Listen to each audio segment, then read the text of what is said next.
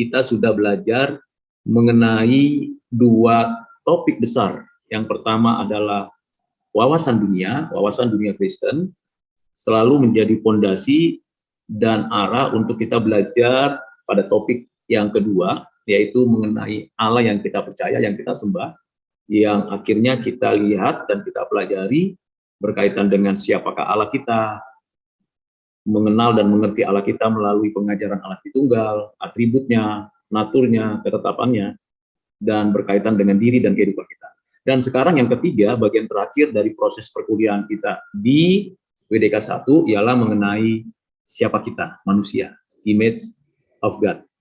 Tentu di dalam proses pembelajaran ini tidak mudah, artinya kita tidak melihat manusia dari satu aspek saja, kita melihat manusia dari beragam aspek, tujuannya agar kita menyadari betapa uniknya dan betapa spesialnya kita masing-masing secara individu maupun secara komunitas.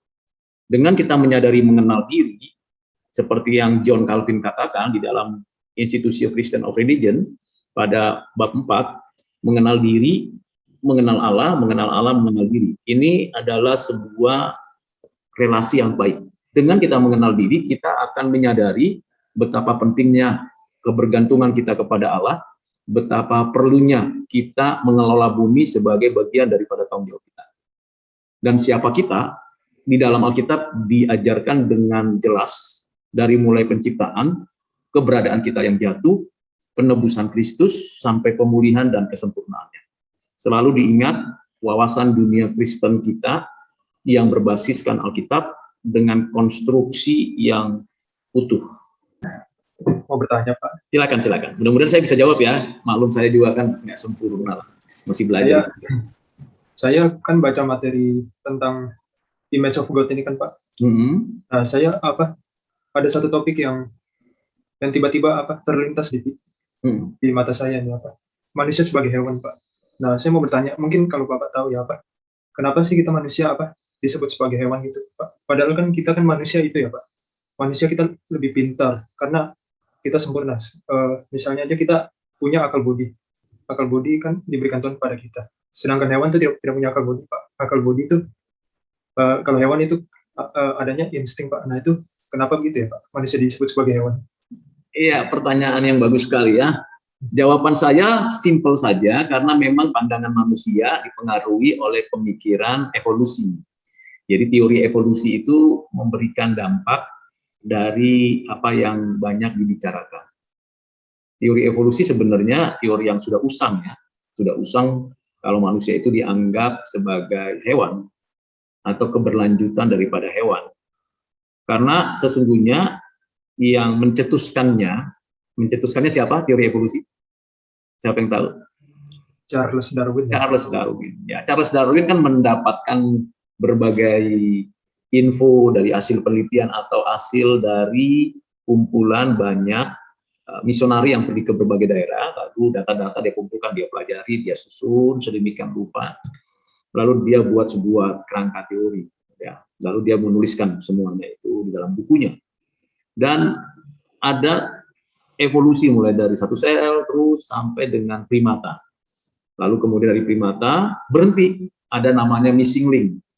Lalu lompat kepada manusia, entah manusia yang disebut manusia purba atau manusia yang ada di Afrika, di Indonesia, di Jawa, ya kan, Javanicus atau Neanderthal dan sebagainya, atau Africanus, atau di Eropa.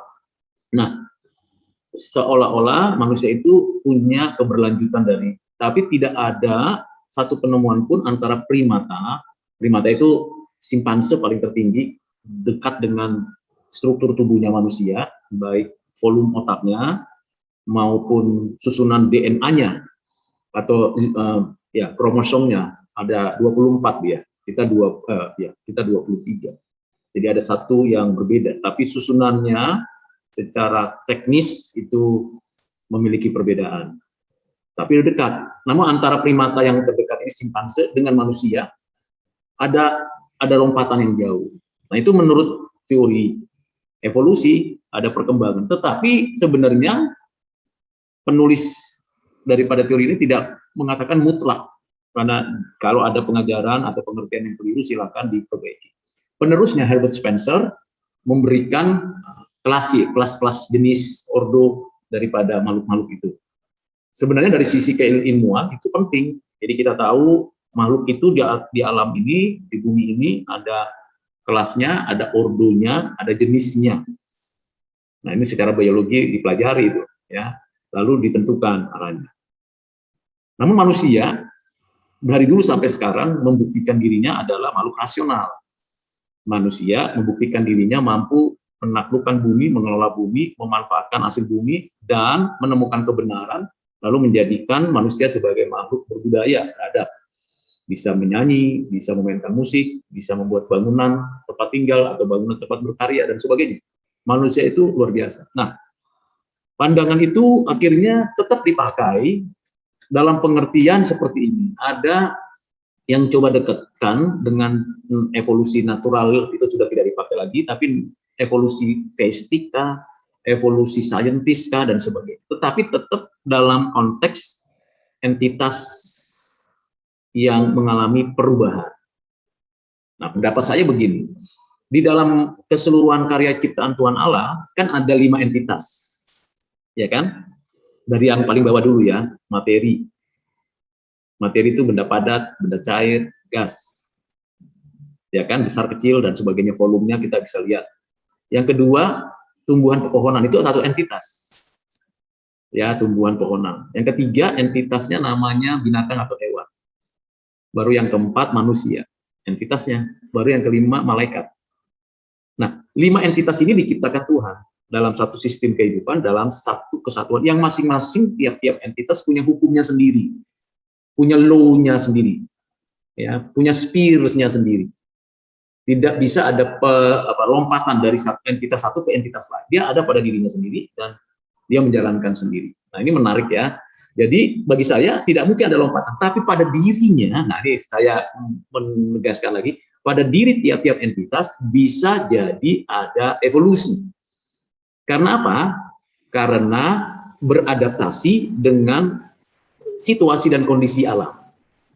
Situasi dan kondisi alam. Misalnya materi ya, ada kenapa bisa ada emas, ada intan ya namanya. Kalau yang berwarna-warna itu ya, apa namanya itu? Saya nggak punya masalahnya. Berlian gitu ya, itu kan materi yang berdasarkan tekanan panas dan dingin dan sebagainya. Itu ada teori geologi di sana, paradigma. Begitu juga tumbuhan kan. Saya baru tahu ada mawar itu biasanya kita punya pikiran mawar merah gitu kan, mawar untuk menunjukkan cinta kita kepada orang yang kita cintai, kasih mawar merah. Ternyata ada mawar hitam. Ada mawar hitam, ada mawar kuning. Loh, kok bisa ya? Ada pada dirinya bisa mengalami sebuah evolusi. Binatang pun juga ternyata ada pada dirinya ada evolusi. Ya kan? Ada yang tadinya binatang air lalu menjadi darat. Ada yang amfibi seperti kapak dan sebagainya. Tapi nggak bisa jadi manusia. Nggak bisa. Manusia juga ternyata evolusi pada dirinya. Buktinya apa? Coba lihat tinggi badan kita masing-masing. Saya sih termasuk belum terlalu berevolusi ya. Tapi kalau lihat anak saya, ngelihat saudara-saudara saya, kalau lihat kakek neneknya 150, 155, 160. Kalau ngelihat dia sekarang anak-anak udah 170, 180. Pengaruh apa? Makanan, lingkungan, pada dirinya. Begitu juga manusia cepat sekali berevolusi pada dirinya karena dia sudah mengoptimalkan pikirannya, ya kan? Dulu nelpon itu pakai yang besar itu, lalu pakai kabel, diputus dari luar kabelnya udah titit mati. Sekarang pakai handphone, mungkin besok udah pakai di tangan chip tek gitu ya. Teknologi cepat, manusia berevolusi pada dirinya, kemampuannya cepat. Dulu ibu-ibu melahirkan hanya secara natural saja, kalau nggak bisa pinggulnya kecil ya maaf kata dia bisa meninggal gitu. Tapi sekarang bisa sesar, namanya sesar ya. Dan teknologi banyak sekali. Dulu sesar itu jahit ya. Saya lihat misalnya mama saya dulu terakhir itu adik saya yang kecil itu disesar mama saya. Wah, jahitannya kasar sekali. Maksudnya kasar itu karena sampai beliau itu berpulang itu masih ada sisa jahitannya gitu. Tapi ketika istri saya melahirkan 3 anak saya sesar, nggak ada bekasnya. Nah, itu kemampuan manusia itu. Saya bilang kok nggak ada ya bekas dipotong gitu ya. Dekat rahim itu diambil anak saya lalu diserahkan sama saya 3-3-nya. Gue bilang wah hebat ini manusia, teknologinya hebat. Jadi saya sudah menjelaskan ya gambar bagaimana teori evolusi dipakai dan bagaimana evolusi itu terjadi dalam dunia kita. Jadi kita bersyukur juga lah kalau ada pun teori-teori yang nampaknya nyeleneh gitu ya, melawan firman, kita jangan selalu curiga dulu gitu, kita pelajari. Bisa jadi ini insight untuk kita menemukan hal yang lebih benar begitu. Dalam berteori begitu, jangan langsung wah ini dari setan, dari roh jahat gitu ya. Wah, kacau ya kalau kayak gitu, kita dunia akademis kita, ilmu pengetahuan kita berhenti jadinya. Ya walaupun kita tahu kita lambat menemukan kebenaran Tuhan di alam ini, sehingga teknologi kita hanya baru sampai sini gitu. Baru sampai sini.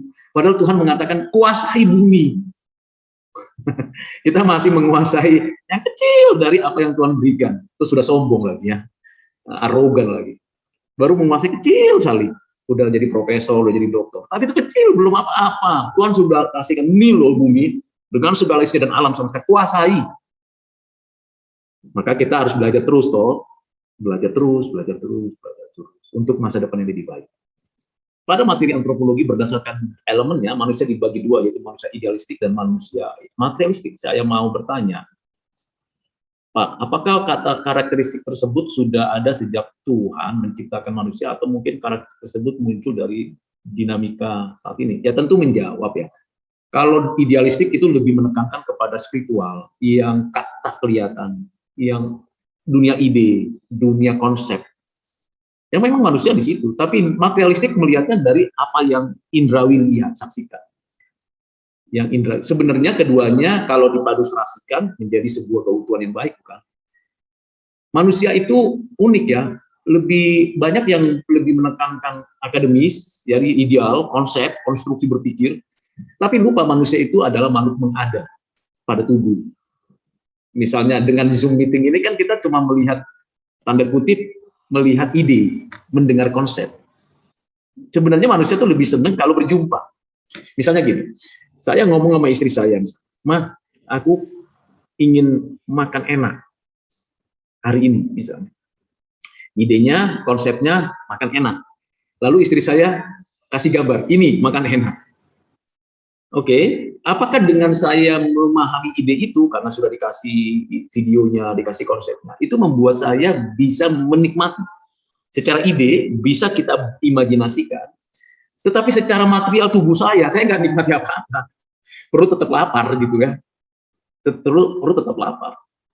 Nah, karakteristik ini muncul dari dinamika, ya manusia kan makhluk berpikir, dan dari sisi filosofi, mencari dan menemukan bijaksana, manusia lebih lihat bijaksana datang dari sana, atau bijak sini datang dari sini. Jadi idealistik itu lebih lihat di sana. Kalau baca lukisannya Plato dan kalau tidak salah Socrates ya, tolong koreksi kalau saya salah. Plato lihat sana, lihat. Yang benar itu yang di sana, yang ideal. Ini maya semua, maya. Maya itu tidak real, bukan yang sejatinya. Tapi Socrates mengatakan lihat yang di bawah. Kita itu ini tubuh.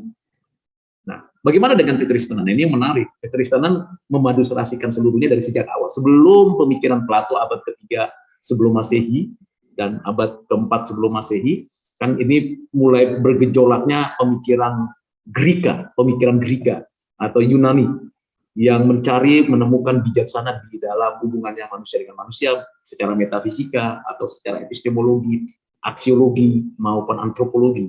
Jadi melihatnya bahkan secara teologi menjadi satu kesatuan. Jadi pergerakan mereka. Tapi di dalam Alkitab jauh sebelum itu, kira-kira 4.500 tahun sebelum sejak sekarang gitu ya. Jadi kira-kira ya 2000 tahun sebelumnya, Alkitab sudah memberi gambaran tentang manusia yang satu kesatuan yang utuh. Manusia disebut manusia karena punya tubuh, manusia disebut manusia karena punya roh, keduanya tidak bisa dipisahkan. Begitu pisah, berarti mati. Tapi nanti setelah the next level, the next zaman baru, maka tetap disatukan karena ada kebangkitan.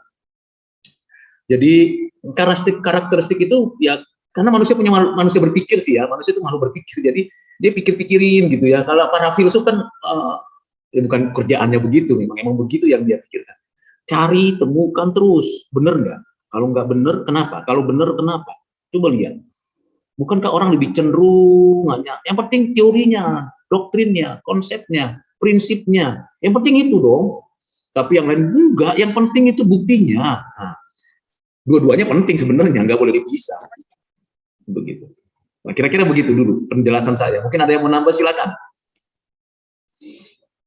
Kira-kira bagaimana Mariana? Mariana mana nih Mariana?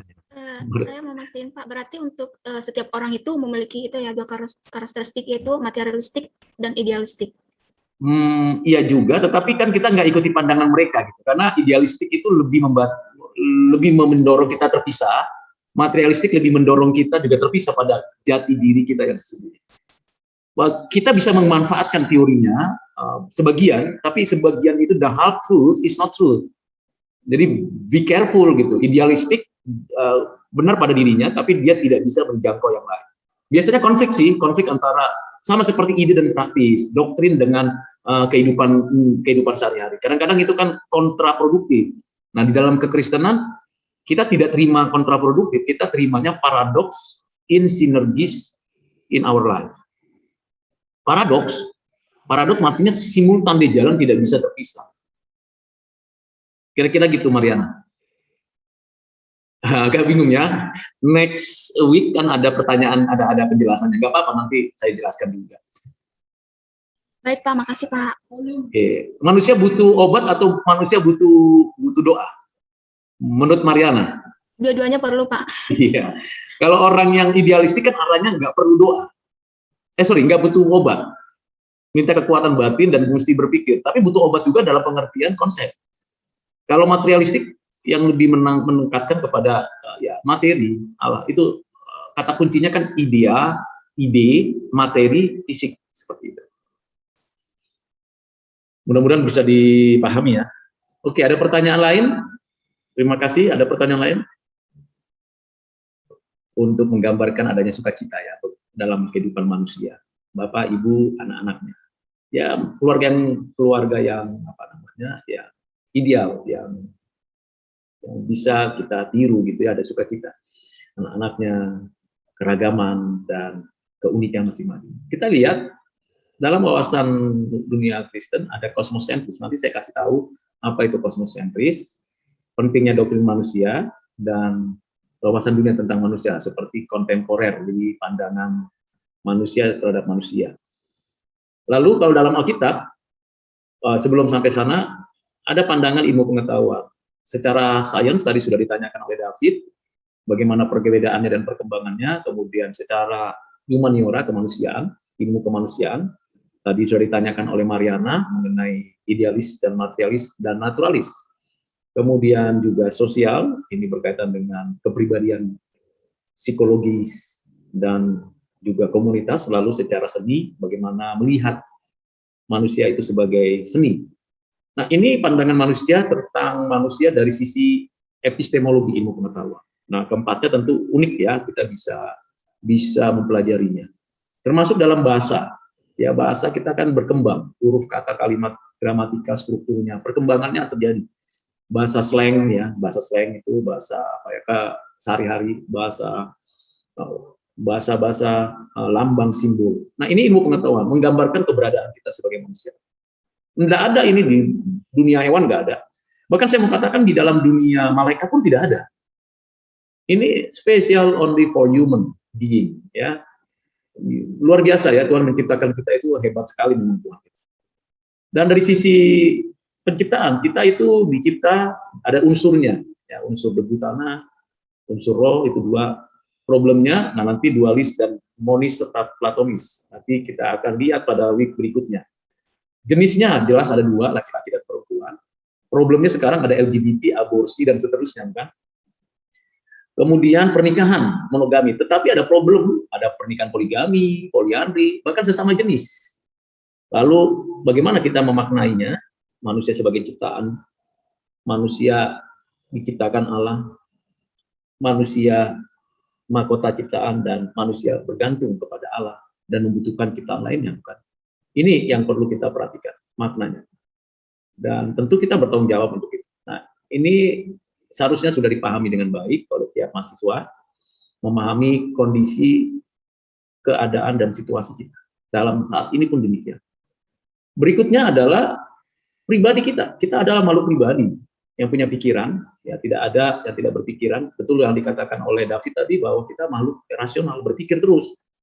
Tapi berpikir kadang-kadang limitasinya jelas kan. Kalau tahunya dikit, pikirannya juga sedikit. Kalau tahunya banyak, berpikir lebih luas, berpikir lebih kreatif. Maka banyak belajar, banyak pengetahuan, maka pikirannya makin lebih luas, lebih bijak. Problemnya kita yang terbatas tidak mencapai apa yang kita dapatkan, harus pikirkan dan belum selesai. Jadi jangan merasa selesai. Entah kalian nanti jadi profesor pun jangan merasa diri sudah selesai. Ya, terus belajarlah. Hidup ini kompleks dan terus belajar. Yang kedua, kehendak. Kemauan, keinginan kita ada dalam diri tiap kita. Kita punya kemauan dan keinginan. Kita harus bisa menyaksikan itu. Dan yang berikutnya adalah afeksi. Ada perasaan di dalam diri kita, ada emosi yang keluar. Nah, ini satu kesatuan nih sebagai human being. Tapi seringkali afeksi kita lebih menguasai kehendak kita atau pikiran. Harusnya kan pikiran menguasai kehendak dan kehendak menguasai afeksi. Maknanya ya sebagai pribadi harus memiliki suatu sikap bebas, berpikir, berkehendak, bebas, tapi terbatas dengan nilai-nilai moral, nilai-nilai keagamaan harus kita lihat dan kita perhatikan. Gambar Allah, kita itu gambar Allah, ya, yang mewakili Allah dan menata semesta khususnya bumi. Tapi seringkali kita lihat kita tidak mewakili Allah, kita mewakili diri sendiri, kita sembarangan hidup, tidak mengelola bumi. Kita itu juga adalah menyerupai karakter Allah yang baik, yang adil, yang suci. Tapi seringkali kita lupa hidup yang suci. Nah, ini seharusnya yang kita hadapi, ya, kita jalani sebagai manusia.